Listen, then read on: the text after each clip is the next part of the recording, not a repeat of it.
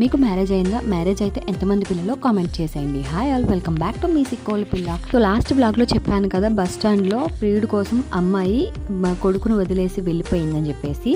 So ఆ situation నాకెందుకు sync అయింది అంటే, నాకు ఫస్ట్ వచ్చేసి బాబండి, మ్యారేజ్ అయిన 1 year లో. అయితే ఇప్పుడు ప్రెసెంట్ మళ్ళీ కన్సీవ్ అయ్యాను, కానీ కొన్ని ప్రాబ్లమ్స్ వల్ల మళ్ళీ హాస్పిటల్లో అడ్మిట్ అవ్వాల్సి వచ్చింది.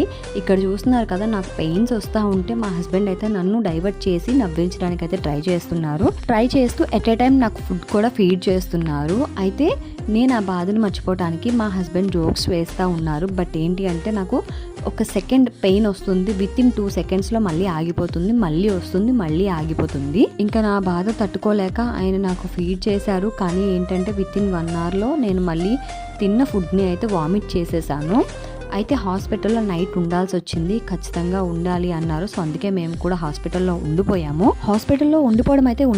కానీ మేము నైట్ పడుకునేసరికి అయితే 3 o'clock అయింది. అయితే నేను మళ్ళీ హాస్పిటల్లో ఎందుకు అడ్మిట్ అవ్వాల్సి వచ్చింది సడన్ గా ఏంటి అంది కంప్లీట్ డీటెయిల్స్ కావాలంటే కామెంట్ చేసేయండి. లాంగ్ వీడియో చేసి అప్లోడ్ చేస్తాను. నెక్స్ట్ వీడియో కోసం stay tune to our channel. So next వీడియోలో కలుసుకుందాం. ఇంతవరకు చూసారు కదా ఫ్రెండ్స్, ఒక లైక్ చేసి ఛానల్ని సబ్స్క్రైబ్ చేసుకోండి ఫ్రెండ్స్. వీడియో అప్డేట్స్ అన్ని ముందుగా మీకు నోటిఫికేషన్ వస్తుంది.